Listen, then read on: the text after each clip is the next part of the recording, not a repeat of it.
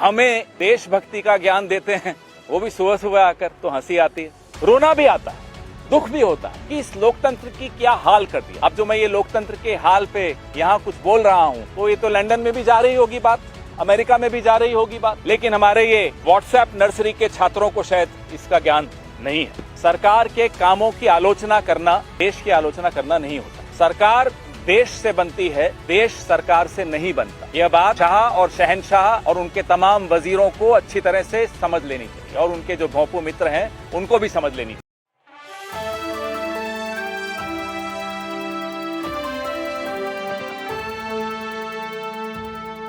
नमस्कार, आप देख रहे हैं नेक्स्ट 9 न्यूज पॉलिटिकल बाइट और आपके साथ मैं हूं क्रांति सिंह। पवन खेड़ा का बयान सामने आया, लेकिन उन्होंने जिस शख्स का नाम लिया इस वक्त, वो ऐसे शख्स का नाम है जिन्होंने दिल्ली सरकार को लेकर के अपना बहुत बड़ा योगदान दिया था, और उनके नामों की चर्चा इन दिनों ज्यादा नहीं हो रही थी, लेकिन एक बार फिर से सुर्खियों में आ चुकी है शीला दीक्षित। जी हाँ, शीला दीक्षित को लेकर के पवन खेड़ा का एक बड़ा बयान आया है। पहले ये बयान सुनो। जो आज स्थिति दिल्ली की हो गई है, 15 साल आपने दिल्ली में कांग्रेस का शासन देखा, शीला दीक्षित मुख्यमंत्री थी।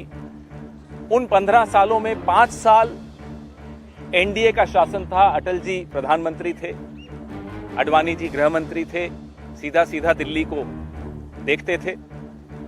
लेकिन ऐसी स्थिति हमने कभी नहीं उत्पन्न होने दी। ताली दो हाथ से बजती है, मैं मानता हूं।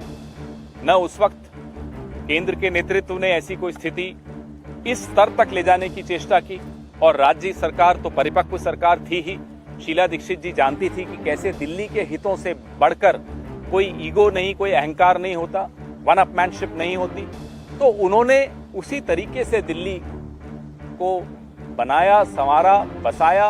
मेट्रो उसी वक्त चालू हुई, तब एनडीए का शासन ऊपर था और दिल्ली में कांग्रेस की सरकार थी।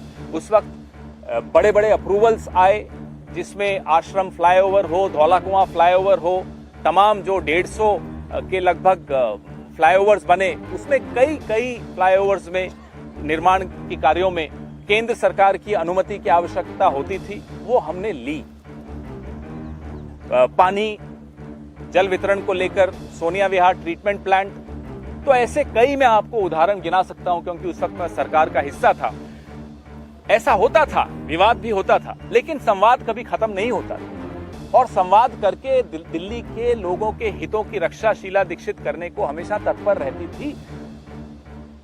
ये पहली बार हो रहा है कि जो दिल्ली सरकार के हाथ में अधिकार थे, वो तक अरविंद केजरीवाल जी ने कोर्ट में जाकर एक ऐसा काम किया जिससे वो अधिकार भी कम हो गए।